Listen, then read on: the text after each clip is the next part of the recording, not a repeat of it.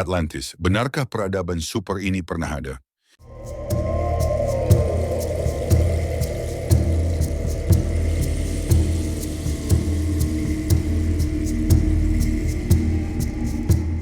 Sebuah peradaban maju dengan teknologi canggih, menghilang dalam semalam. Ini bukan cerita fiksi, tapi legenda Atlantis yang dicatat Plato 2400 tahun lalu. Tapi benarkah kota ini benar-benar ada, atau hanya dongeng belaka? Semua bermula dari dua dialog Plato, Timaeus dan Critias.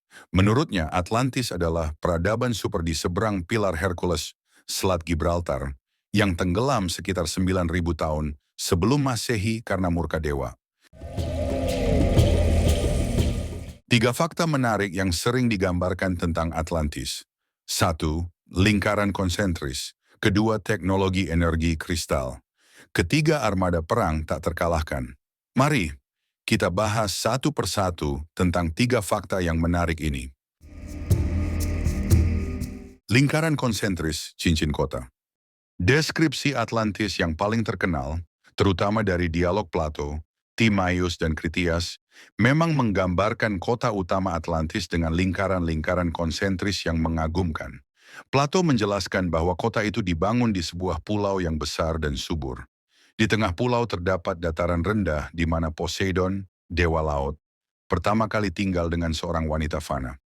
Untuk melindungi mereka, Poseidon menciptakan serangkaian lingkaran air dan daratan yang saling bergantian. Bayangkan sebuah target dengan beberapa cincin.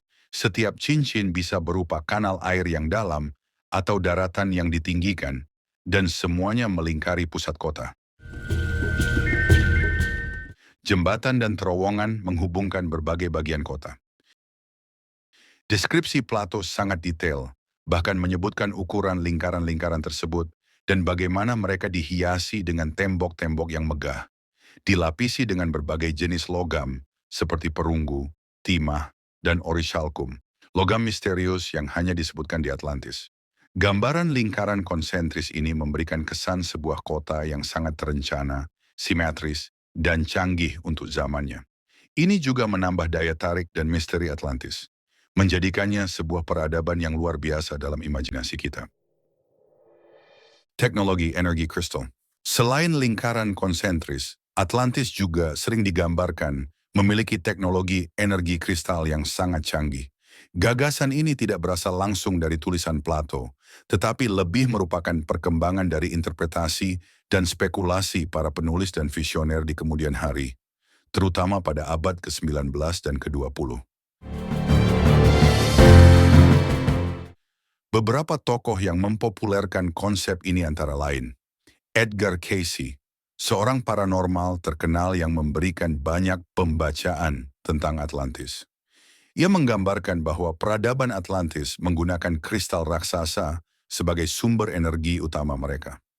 Kristal ini dikatakan mampu memancarkan dan memfokuskan energi dari matahari, bulan, bintang, dan bahkan energi bumi itu sendiri. Energi ini digunakan untuk berbagai keperluan, mulai dari penerangan, transportasi, termasuk pesawat dan kapal selam, penyembuhan, hingga komunikasi jarak jauh. Banyak penulis yang terinspirasi oleh kisah Atlantis dan mengembangkan ide tentang teknologi canggihnya. Mereka sering membayangkan menara-menara kristal yang menjulang tinggi, berfungsi sebagai pembangkit listrik dan pusat transmisi energi nirkabel. Konsep energi kristal ini sangat menarik karena menggabungkan unsur mistis dan ilmiah. Kristal dengan struktur atomnya yang teratur memang memiliki sifat-sifat unik dalam memanipulasi energi. Namun deskripsi tentang kristal raksasa yang mampu menghasilkan energi sebesar peradaban maju masih berada dalam ranah spekulasi dan legenda. Meskipun tidak ada bukti arkeologis atau tekstual yang mendukung keberadaan teknologi energi kristal di Atlantis, ide ini tetap populer dan menjadi bagian penting dari citra Atlantis sebagai peradaban yang hilang dan sangat maju. Armada perang tak terkalahkan. Dalam deskripsi Plato, terutama dalam dialog Kritias, Atlantis digambarkan memiliki kekuatan militer yang luar biasa dengan armada perang yang tak terkalahkan pada masanya. Plato menceritakan bahwa Atlantis memiliki kekuasaan yang besar dan bercita-cita untuk mendominasi wilayah di sekitar Laut Tengah, dan bahkan lebih jauh lagi. Armada perang mereka digambarkan sangat kuat, terdiri dari banyak kapal perang yang lengkap dan diawaki oleh prajurit-prajurit terlatih.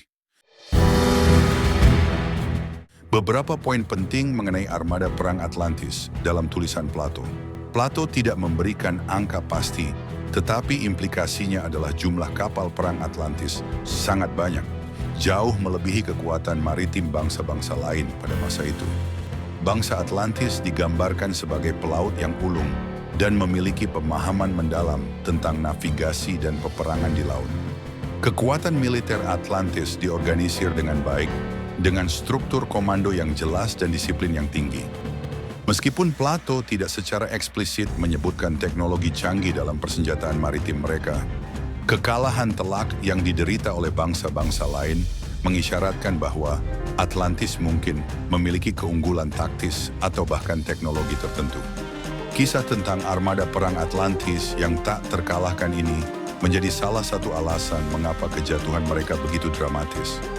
Kekuatan sebesar itu tiba-tiba dihancurkan oleh bencana alam yang dahsyat. Seolah menunjukkan bahwa bahkan kekuatan militer terhebat pun tidak berdaya di hadapan murka alam. Menurutmu, apakah Atlantis nyata? Tulis pendapatmu di kolom komentar dan jangan lupa subscribe untuk misteri sejarah lainnya.